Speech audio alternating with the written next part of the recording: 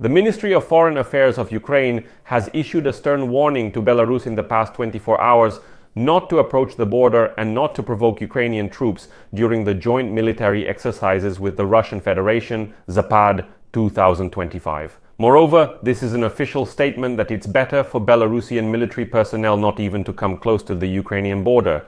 Lukashenko dismisses it, saying it's complete nonsense. We're not planning to attack anyone. But we all remember the exercises in 2021, which later, in 2022, turned into a full-scale invasion of Ukraine by the Russians from the territory of Belarus. But there are a lot of hidden pitfalls here, so let's break down why this is more important than it seems and where the red line is drawn. It's crucial the Ukrainian Ministry of Foreign Affairs publicly declared Belarusians don't even consider approaching our border. My name is Pechiy. Today is August 23rd. Before we begin, I ask you to subscribe to this channel, give it a like, leave any comment you want, and be sure to subscribe to my Telegram channel, Pechiy News. The link is in this video's description. So the official warning from Kyiv sounds exactly like this. We warn Minsk against reckless provocations. We advise not to approach the border and not to provoke the defense forces of Ukraine. This quote is from today's Ministry of Foreign Affairs statement. There is also a reminder that in 2021-2022, the buildup of Russian troops took place under the cover of exercises, and then there was a full-scale attack. Interestingly, many Western media outlets, including Reuters, pick up this news and put in the headline, Ukraine warns Belarus of possible provocations during the Zapad 2025 exercises. Then, the agency adds details. The maneuvers will take place in September. Kyiv sees Moscow and Minsk's cooperation as a threat to Ukraine and its NATO neighbors. Lukashenko states that all of this is complete nonsense. Regional media, which traditionally follow the Belarusian topic, quote the same formula from the Ukrainian Foreign Ministry. Do not approach the border and do not provoke. This is important. This means that Kyiv is stating the de-escalation rules in advance and publicly. It's interesting that Lithuanian intelligence states that so far they do not see a massive buildup of Russian forces ahead of Zapad 2025, but Kyiv still condemns the exercises and repeats the warning to Minsk. The key word is, so far, there is nothing. Since Zapad 2021, everyone has a bad memory, but everyone clearly remembers that back then, it also seemed like there was nothing yet. Then we all know what happened. Now, what does this mean in practice? First, Zapad 2025 is not just a ceremonial demonstration of troops. In 2021, the maneuvers were used as a cover for troop redeployment, and in 2022 for the attack on Ukraine from the north. The Ukrainian Foreign Ministry's warning aims to make the rule clear: stay away from the border and don't disguise troop movements as exercises.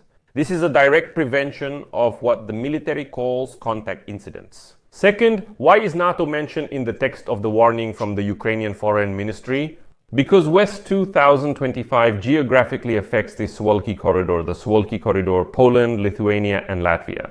When Belarus and Russia practice a scenario with a nuclear escalation component, it's no longer a bilateral issue. It's a signal to the entire eastern arc of NATO. Third, the statement that you are not provoking the armed forces of Ukraine. This is, just a statement. Please make noise, but don't interfere. No, this reference was intentionally made public domain. Any attempts to allegedly accidentally approach the border will be considered a deliberate provocation. Don't even try to deny it. In this way, Kyiv is preemptively removing the so-called fog of war so that no one can say, oh, sorry, Belarusian troops got lost and suddenly approached the border. Repeating the formula through different platforms is, again, a way to reach Minsk and, very importantly, NATO partners. Fourth, what is Minsk declaring here? Lukashenko dismisses these fears as nonsense, saying Ukrainians shouldn't worry about the exercises and no attack is planned. The problem is it's the same. In 2021, everyone denied it until the end, with Lukashenko insisting, no, of course not, we would never do that. That's why Ukraine, having learned from bitter experience, doesn't play this believe it or not game. Let me remind you that a day before Russia's full-scale attack on Ukraine in 2022, Ukraine's Minister of Defense contacted the Minister of Defense of Belarus. It was Krinin back then. I don't remember if he's still there now or not. And this Krinin publicly stated that no attack on Ukraine was being prepared from the territory of Belarus. The attack happened a day later. And that's why clear boundaries are being set now. Don't approach the border. Don't close the airspace for so-called training missile launches and so on near our borders. And don't disguise rotations. If any of this happens, we will consider it a direct military provocation. As for Washington and Europe, it's pretty much the same. Ukraine's Ministry of Foreign Affairs urges partners to stay vigilant.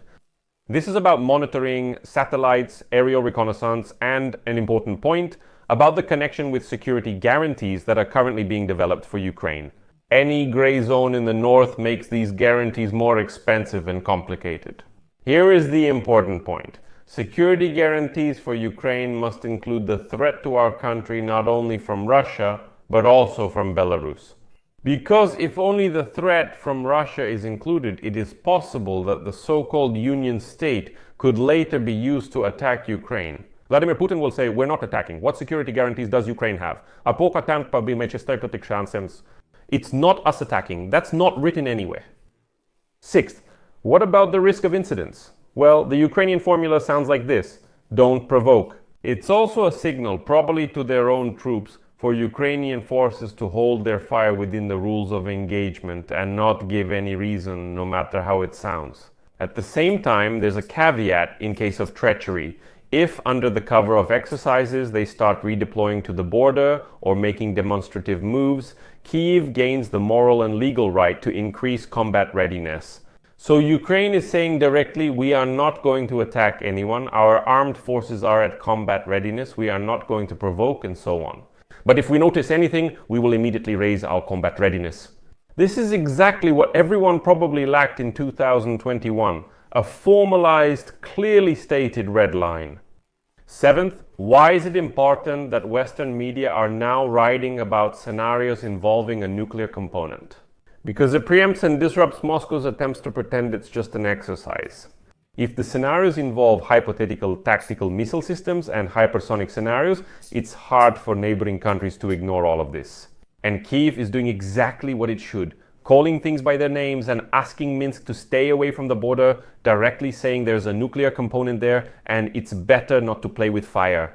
That's why Zapad 2025 is a test of Minsk's sincerity and Moscow's discipline. Let them save the stories about a mistaken course approach for their internal news. Let them tell that to the Russian herd, and so on. A public warning from Ukraine, repeated by several channels, is not hysteria. You know, this is prevention, this is clear prevention. A clear explanation of our position, and I would even say it's a clear explanation of our position, not so much to Lukashenko and Putin, but rather to our Western partners. So later our Western partners can't claim we provoked it or shouldn't have responded. We made it clear. We know exercises are being prepared and what will be involved. We are warning you not to come near our border. If you do, we will strike at you. That's it. And if this time there is silence at the border, it means everything worked. If not, there will be a clear record for everyone of who, when, and what was violated, and who clearly warned whom and how. So I'll leave it at that. Share your opinions and conclusions in the comments below this episode. Subscribe to the channel, hit the bell, and don't forget to like. That's all for now. Take care of yourselves. Goodbye, everyone.